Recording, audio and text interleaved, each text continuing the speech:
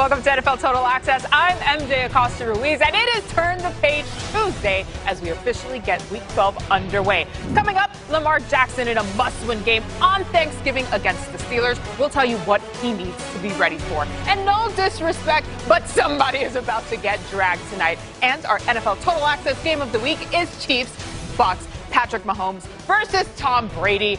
Oh, you already know the guys are ready to go in on this QB discussion. But first, let's start with the latest headlines from around the league with our Tom Pelissero. Tom, let's start with the Ravens, who are in the midst of COVID-19 protocols. Where do things stand ahead of their game with Pittsburgh on Thursday night?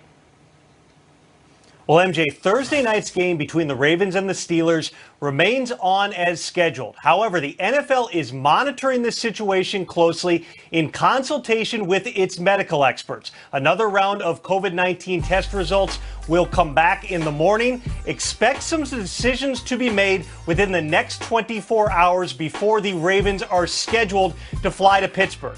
Over the past week here, I am told there are 5 confirmed positive COVID-19 cases among players, as well as 5 confirmed positive cases among Tier 1 and Tier 2 staff. Contact tracing continues. Among other things, they're trying to figure out whether these cases are related or whether they are all a function of community spread. Linebacker Pernell McPhee, the latest player to land on the reserve COVID-19 list, joining running backs J.K. Dobbins and Mark Ingram, as well as defensive tackle Brandon Williams. And that is not the only COVID issue in the NFL. I am told that the Jaguars' entire defensive staff was out of the building today after a positive test within that staff. Contact tracing also underway there. No word yet on exactly how that will impact the availability of some coaches for their game on Sunday against the Browns. Oh, Tom, that was a lot to get through, but we also have some injury updates. What's the latest on Teddy Bridgewater? Well, MJ, Teddy Bridgewater, I'm told, is expected to get some practice work on Wednesday. And if all goes well here in the coming days, Bridgewater should be on track to return to the Panthers lineup and start on Sunday against his old team, the Vikings. Meanwhile, running back Christian McCaffrey, I'm told, is also expected to get some practice work on Wednesday. He's coming back from a shoulder injury, status up in the air. We'll see how that plays out over the course of the week. Vikings wide receiver Adam Thielen also has his status up in the air after he landed yesterday on the reserve COVID-19 list. I am told Thielen did have a positive test for COVID-19, but he also had a negative test for COVID-19. The NFL and its medical experts continuing to sort through that situation to determine his availability for Sunday. Elsewhere, Chargers running back Austin Eckler, I'm told, is expected to be designated for return from injured reserve, the first time he will have practiced since week 4 when he suffered a significant hamstring injury. They'll have to see, though, how things go in the coming days here before determining whether Eckler potentially could face the Bills on Sunday. 49ers also getting a running back in action. Raheem Mostert officially designated for return today, as was running back Jeff Wilson Jr. Coach Kyle Shanahan had expressed optimism before the bye. These guys would be back soon. We will see whether or not they are ready to face the Rams on Sunday. Tom, a lot of question marks heading into Week 12. That's why we have you to keep us up to date on the latest and greatest. Thank you. All right, and the NFL announced changes to the Week 15 schedule. It is an NFL Network doubleheader on Saturday, December 19th. That's Bills at Broncos and Panthers at Packers. And in case you missed it, here's a look back at last night's game. Two great defenses going head-to-head, but when you get those quarterbacks going, it's hard to say how it's going to turn out. Goff, he's looking left, in breaking route, caught the goal line, and scored by Van Jefferson. Evans fights to the 3, he fights to the 2, he dives to the end zone, touchdown, fire the cannons for Mike Evans. Goff back to throw, swings it left, it's Akers who takes it in. And LA is back on the high side, straight back drop. He lets it go, deep middle, it's intercepted. Fuller with the pick of Brady. That's what a consistent pressure package will do to a quarterback. Brady back to throw, he spins it down the right side, and intercepted. Intercepted by Fuller at the 30. His second of the game, he takes a knee, and that should do it for Monday Night Football. Let's go a little deeper. Take a look at some next-gen stats powered by AWS. So according to next-gen stats, Tom Brady is 0-19 on deep passes in his last 4 games. So just look at the difference here from the first 7 games of the year to weeks 8 through 11. Brady has 3 picks on deep passes in that span. Let's bring in the guys for this one. James Jones, D'Angelo Hall, and Maurice Jones-Drew with me now. D-Hall, I assume your DB senses must have been going off last night watching this game. I mean, Brady has 9 interceptions so far this year. Bruce Arians, by the way, guys, saying today that it's not a lack of confidence there for Brady, but rather a lack of continuity with a little mix of some confusion there on coverages. So, D-Hall, what is your take on what's going on with Brady? You know what, MJ? I fought the temptation for weeks, and JJ will probably even say years to dispute the fact that Tom Brady is done. And when I watch this film, it's hard for me to argue that he's not done. Tom Brady was the GOAT, and to see Tom just drop back and just throw the ball up. Look, I've got a lot of interceptions in my day. I played Tom Brady a couple times. Never got an interception from Tom Brady. When you talk about watching Tom methodically pick apart a defense, I didn't see that last night. And, every coach wants their quarterback to be this or be that. I know Carson Wentz is taking a lot of heat. But if you got a dude like Tom Brady who's out here looking like this with all the talent that he has around him, I don't expect any quarterback, in the National Football League to have a continued success as they get up in years. Because as you see with Tom Brady, man, something is definitely wrong. And, man, if I knew what was wrong, I'd call the man and let him know. Well, I'll say this, D-Hall. It's not necessarily that Tom Brady's bad, right? Let's look at the track record of the Tampa Bay Buccaneers and what Bruce Arians likes to do. When he was with Indianapolis with Andrew Luck, 30 INTs, right? They're taking shots down the field. They get a lot of sacks in that offense. And what happened last night as I called the game was that the Rams defense is really good. And when the Bucs play really good defenses, i.e. the Saints or the Chicago Bears, they tend to struggle because Tom Brady's a guy that likes to get the ball out quick. The reason you weren't getting those INTs is because it's always 3-step drops, that he's throwing the ball under 10 yards when he was with the Patriots. Now look at him. Everything is over 10 yards, 12 to 15. He has to hold the ball a little bit longer. That allows the pressure to get to him. And then get on top of that, it's hard when you don't know if you're not seeing the field the same way as the wide receivers. I was with JJ in Oakland. And the time and the effort that you put in with Matt Schaub and Derek Carr paid off. They didn't have that time. So as he's still learning, I'm not going to say he's done. I'm not going to say he's done. But he is struggling a lot, and he's struggling against some top-notch defenses. Well, Drew, you're in denial just like D. Hall was in denial weeks ago when I said that Tom Brady was struggling and was done.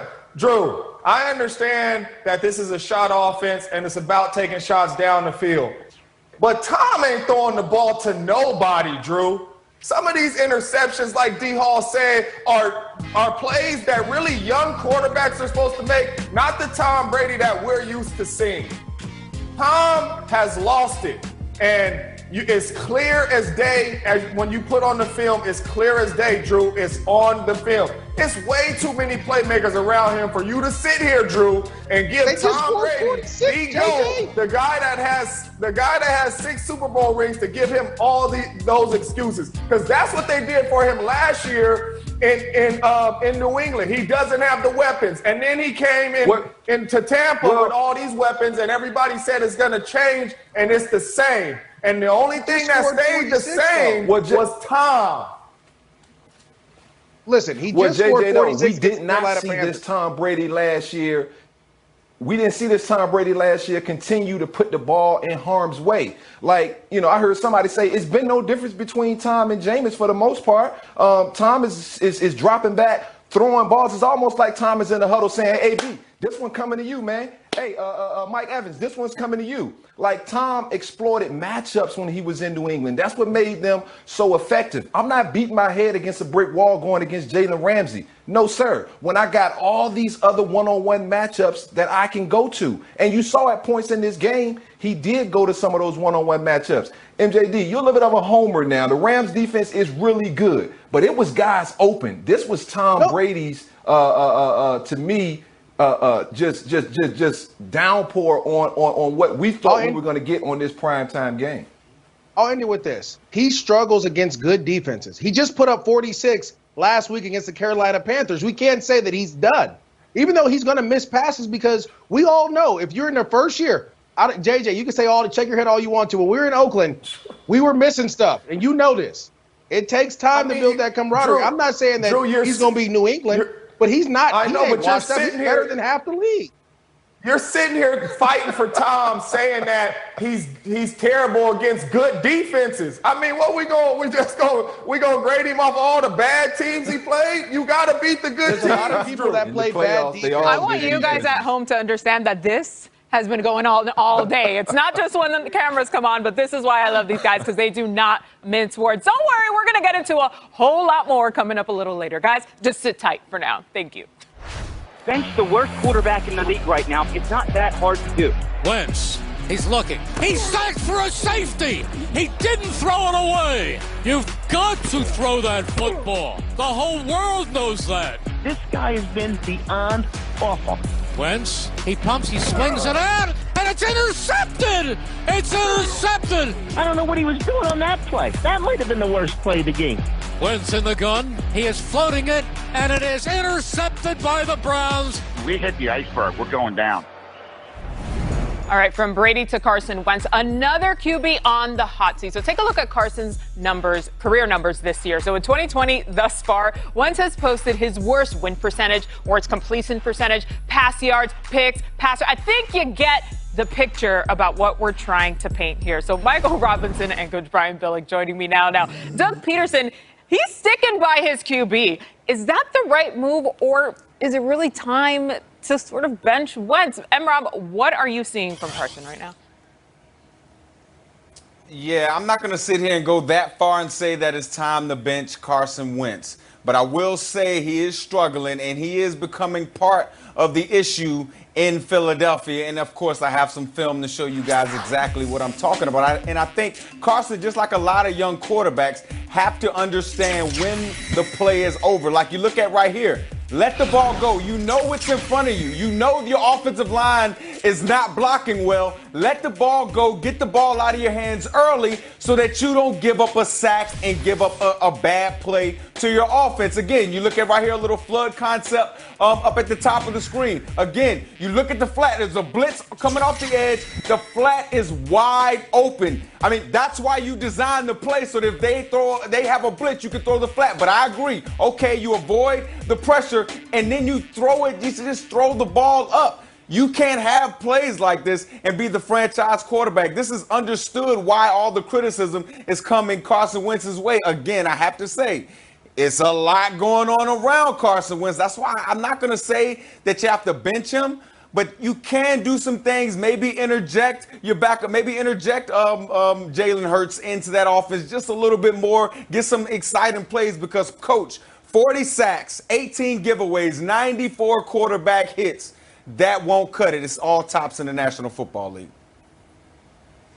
Yeah, Mike, we talked about it on our TA podcast. The problem for Carson Wentz, and we've said it many times, there's nothing going on around him. His whole game is kind of Roethlisberger-esque, isn't it? It's buy a little extra time in the huddle, shrug off that defensive line, just that little extra step, that little extra time, and I'll get the ball down the field. Well, he's not getting the extra time. You looked at the B-roll we ran to start this segment, going, why is he missing these players? Because he's getting hit. He drops 3, 5, 7 step. There's a defensive end or a DB waiting for him at the top of his drop, and they're going to hit him. So it's real simple. I'm going to clamp down on the receivers, not let the ball get out early, because my defensive line is going to get home if it's anything more than a second and a half, 2 seconds. Carson Wentz, this is not Carson Wentz's game to play it in this way, and he's getting no help at the receiver position and certainly not in the offensive line. So I'm not making excuses for Carson Wentz, but there's nothing going on around him that lends any hope that it's going to get any better for him. I don't care if it's a good defense or a bad defense.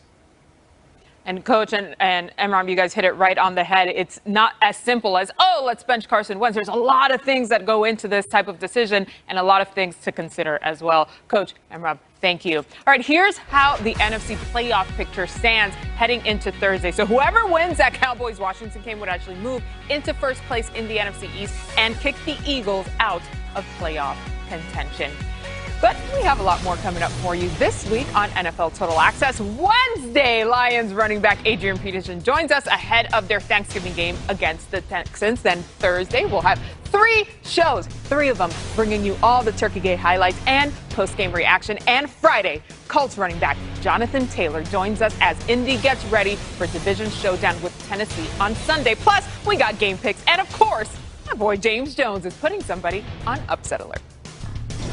Coming up next, we're going to turn on the hype machine and then just kind of let it do its thing. Take it personal, baby. Let's go. The NFL Total Access Game of the Week, a serious showcase Grind it out. of the 6-time champ and the defending champ. Brady and Mahomes, the Bucks and the Chiefs. Kelsey, you got Coach ready. We'll take care of everybody else. Plus, 25 NFL stars on the short list for immortality. And one NFL fan who's already there. I can't believe it! The incredible story of Ravens superfan Mo Gaba will be told tonight on NFL 360. Let's go, Mo! But we'll get it started, still to come on NFL Total Access. Started at 10 a.m. Eastern with NFL Game Day Morning. I'm a giant turkey. The Steelers look to get one step closer to an AFC North title, but the Ravens may have other ideas. We'll break down what Pittsburgh needs to do to complete the season sweep. And it's rare that one person can uplift an entire city, but that's exactly what Ravens superfan Mo Gaba did. With the 123rd pick in the 2019 NFL Draft. You don't want to miss his inspiring story. And speaking of inspiring stories, Kurt Warner sits down with Washington quarterback Alex Smith as he prepares to face Dallas. It's all ahead on NFL Game Day Morning, Thanksgiving Day at 10 a.m. Eastern.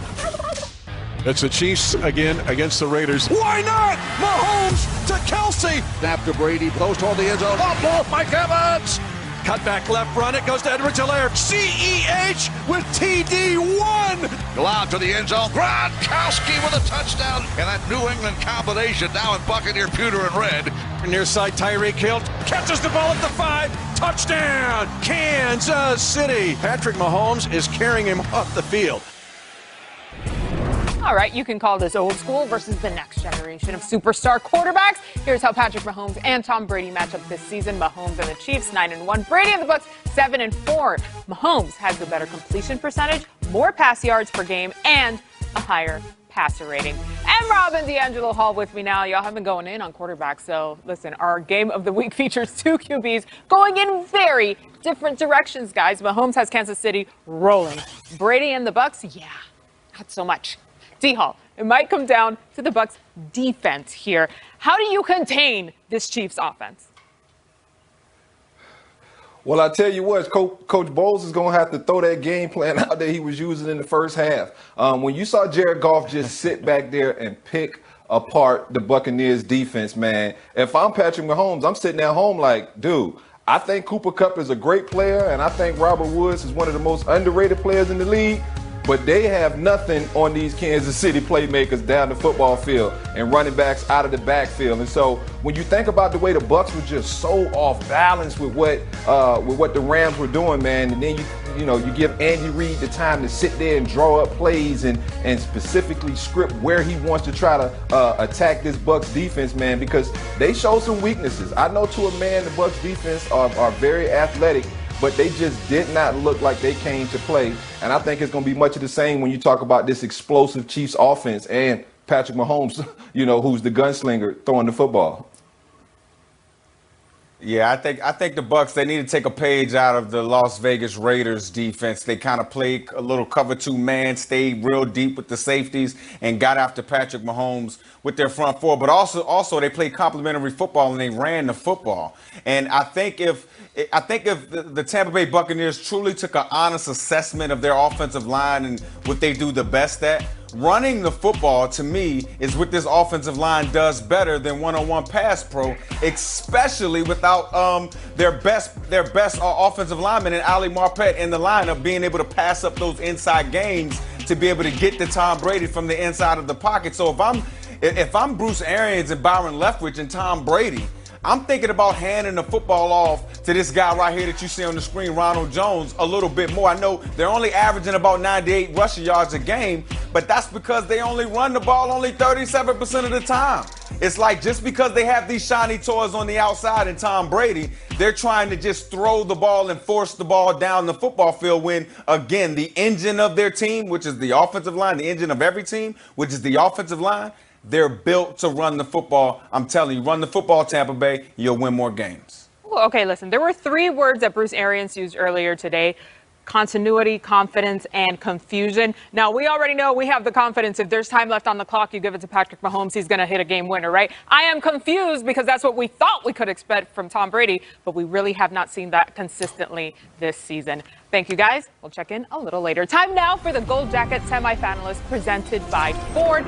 Earlier today, the list of potential Hall of Fame enshrinees got a little smaller. Here's the 2021 Gold Jacket semifinalists. I mean, another absolutely incredible list of legends. A few guys standing out there: Jared Allen, of course, John Lynch, Peyton Manning on the list as well. And the list continues. We got Clay Matthews, Charles Woodson, and Bryant Young. Jared Allen actually reacted to the news a little earlier today. Take a listen. I was cracking up. As soon as I saw it, I was pointing. It was actually, and I was laughing more because I knew the sack would get credited to me. Because Kevin and I had, I think it was a previous game or something. But anyways, Kevin and I were racing at the sideline, running a quarterback out of the sideline one day, and he dove and he was closer and he got credit for the sack. And I was like, that's BS. So that's why I was cracking up too. I'm like, this dude literally just ran out of the back of the end zone, giving a safety and a sack. And I think Kevin was up on me in the year by like 3 or 4 at the time, and so I picked up a cheap one. And yeah, it was all fun and games. But that's still one that everybody laughs about. Orlovsky. Every time I see him or talk to him, he brings it up. And, yeah, I've never seen it before. I like hitting people, so I wish he would have stood there, at least just, lay down, let me hit him at least. I love that he's talking about sacks, but he's sitting there nice and cozy with his sweater. Congratulations to all the semifinalists. All right, here's the hard truth in Baltimore. Don't worry, it's a tough city. They can take it. No one cares, though, that you're exciting if you're not efficient. And no one cares that you outgain the Steelers if you don't outscore the Steelers. And that's exactly what happened in Week 8. Coming up next, what happens on Thursday? We'll be right back. An absolute must-watch there. All right, but on Thursday, we've got 3 good ones on Thanksgiving. Texans at Lions to start you off. Washington at Cowboys, the entree there. And, of course, your nightcap Ravens at Steelers. And we've got you covered starting with Good Morning Football right here on NFL Network. It's a full day lineup. GMFB followed by Game Day Morning, and then 3 scoops of total access to get you through all the way up to after Ravens and Steelers. Ravens looking for some revenge here. Let's take it back to Week 8 with a highlight rewind. Steelers at Ravens. Remember, this was the first meeting between Ben Roethlisberger and Lamar Jackson. So fourth quarter, Steelers were trailing by 3 first and goal. Big Ben to Chase Claypool for the 8-yard touchdown. By the way, Claypool has scored at least 1 touchdown against AFC North rivals this season. So let's fast forward. 5 seconds left in the game now. Ravens trail by 4. 2nd and 10. Lamar Jackson fires one to Willie Snead. Nope. Broken up by Minkah Fitzpatrick. Bye-bye. Steelers, of course, win at 28-24. Lamar had 4 turnovers in this game. So here's a look at the AFC playoff pictures. Ravens in a must-win situation right now. They're sitting outside the playoffs as it stands today. Let's open up the playbook on this one. Who better than our Super Bowl winning coach, Brian Billick, who knows a thing or two, by the way, about coaching in this rivalry, of course. Coach Lamar Jackson is as dynamic as they come, no doubt. But how will the Steelers defend Lamar Thursday night?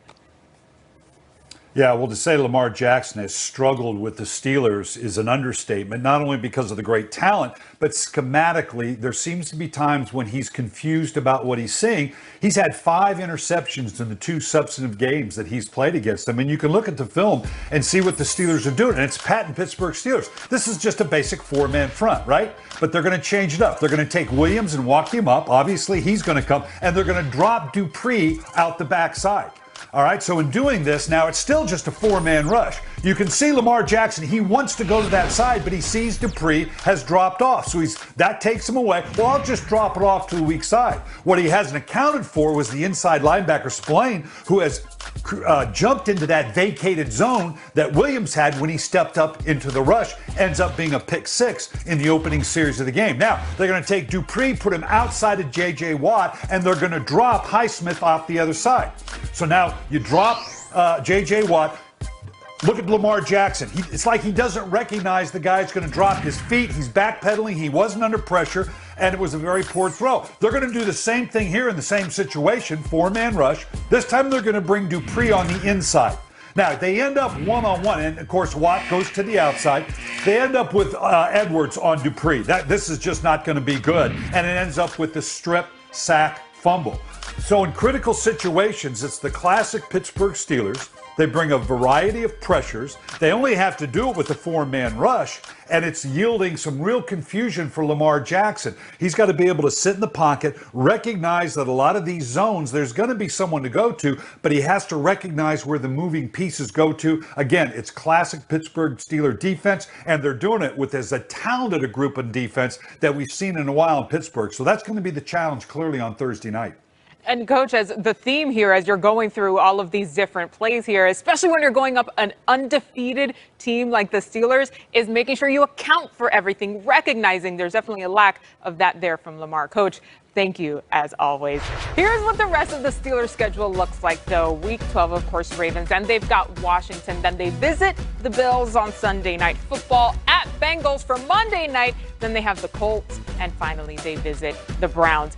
MJD, come on in here because you saw how Coach was breaking down how to defend Lamar Jackson. Let's run through the remainder of the Steelers schedule here because I want to know if you have them finishing undefeated. Well, MJ, look, I want all the Pittsburgh Steelers fans out there to watch this because as much hate as I've been getting, it's been crazy. So here we go. Starting off with the Baltimore Ravens. That's going to be a W. Baltimore right now, they have a lot of guys on the COVID list.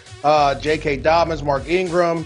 They're just missing a lot of guys, some staffers. I just think it's on the short week. That's going to be tough, especially with the facility closed. Let's go to the Washington football team. Alex Smith and company, they're doing some good things. But against that defense, I just don't know. And the way Big Ben is slinging the ball around, going empty, I say that's another W there. That should be a dub. No question. Now, the Buffalo Bills, this is going to be a tough one. And I believe in Josh Allen and Stephon Diggs, what they're able to do and the way that defense flies around. Going to Buffalo is going to be tough. The last time they did it, they had Le'Veon Bell as a snow game. He ran for, 30 carries, a bunch of yards. I don't know if they can do that, but I believe in that Pittsburgh Steelers defense like Coach Billick talked about and how they're able to affect the game. I think Pittsburgh wins that one. Wow. Next, the Cincinnati Bengals. You just go ahead and put a W up there. Right now we're running with a backup quarterback. It's rough. Times are rough. This is going to be the Bills and the Colts are going to be two games that they're going to have to really put their best foot forward. Now, and I believe the Colts and that defense and what they're able to do playing cover two. I want to see how Big Ben does it. And can Phillip Rivers really do well? And the reason I'm going to give the Pittsburgh Steelers the edge here is because they have the number one defense. They find ways to get sacks, turnovers. Minkah Fitzpatrick has been lights out. The way he was a ball hawk against the Jaguars was huge. And then, listen, we already saw what Pittsburgh did to Baker Mayfield and company in Pittsburgh. I don't care if you have Nick Chubb or not. Baker Mayfield can't beat the Pittsburgh Steelers right now. So as all the Steelers fans in Pittsburgh and throughout the country and throughout the world, you see it here. I believe the Pittsburgh Steelers will go 16-0. I think, and I believe this. It's because they don't play back-to-back tough games. So they get an opportunity to get some rest in some of these weeks, Sunday night to Monday night. Mike Tomlin's done a great job. I know it's awkward. That's the only one I disagree with you. I think that might be their first L of the year. MJD, thank you. All right, the perfectly timed stiff arm is the equivalent of getting dunked on, right? Just ask Josh Norman or Joe Osman, who had to know he'd be seeing Nick Chubb ragdoll him, well, pretty much for years to come. And no disrespect, but that's absolutely correct. The proof, though, that's next. In this year's Pro Bowl vote presented by Verizon. Cast your vote and make sure your favorite players earn their place on their 2021 Pro Bowl roster. Vote today at NFL.com/Pro Bowl. Pro Bowl vote.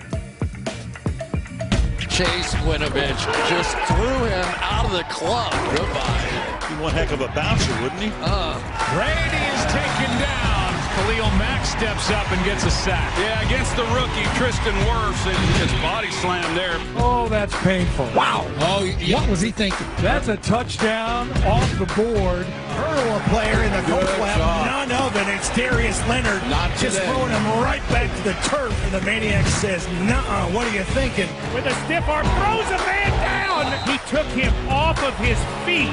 Oh, my goodness. He just made Josh Norman reconsider whether or not he wanted to play again. You guys know what time it is. It's time for the hottest segment out. No disrespect. You can say whatever you want as long as you say no disrespect sometime during it. Mike Rob, start us off right. All right, okay. I'm going to that Philly game from this past weekend, right? Not Philly game, I'm sorry. The Chiefs-Raiders game. Malik Collins, number 97, no disrespect. Do not get chopped in the face like this and don't do nothing back. I know it was probably smart. You didn't get a penalty, but dog, you got to live with that one in the film room. No disrespect, big dog. Ooh.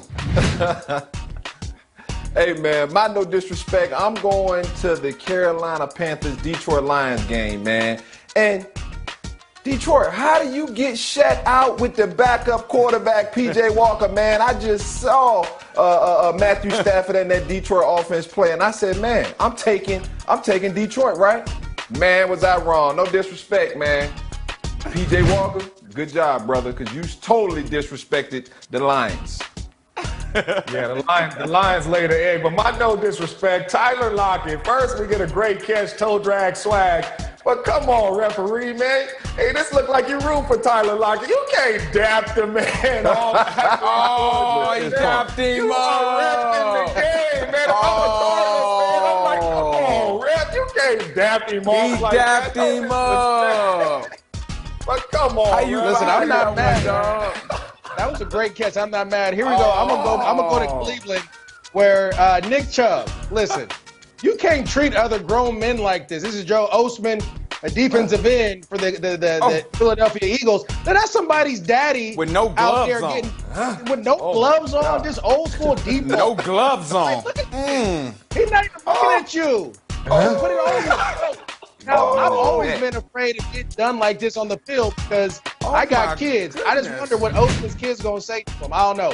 No disrespect. MJ, back to you. Keep it classy for the kids. Speaking of keeping it classy, it's time for the text list. Kimmy Checks, welcome in, girl. Listen, you've got some Thanksgiving appetizers. You know I'm always hungry, right? So I know you have some Thanksgiving appetizers for us. An early look at who to start and sit on Thursday.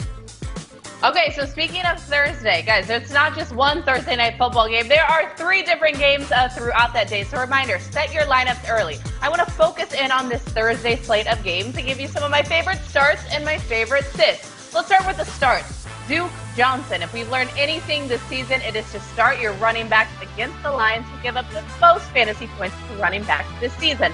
Another easy start is Terry McLaurin going up against the Dallas Cowboys. He's been good this entire latter half of the season.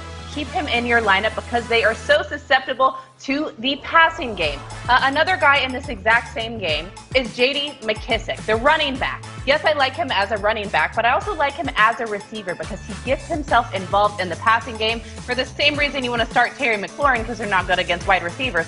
Start J.D. McKissick because he gets targets as well. As far as the sit on these Thursday slate of games, the running back situation for the Baltimore Ravens isn't so great. J.K. Dobbins and Mark Ingram have been placed on the COVID-19 list, which just leaves Gus Edwards. Still, don't start him against the Steelers because they're allowing the least fantasy points to running backs this season.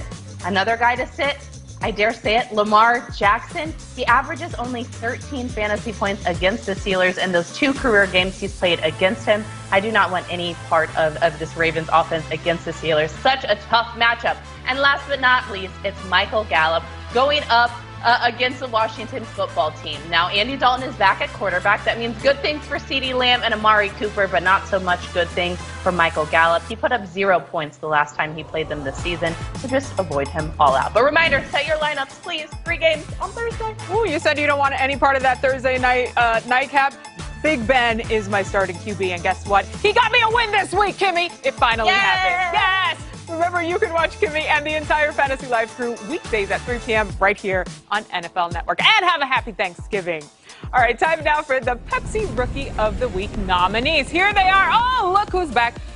Chargers QB Justin Herbert.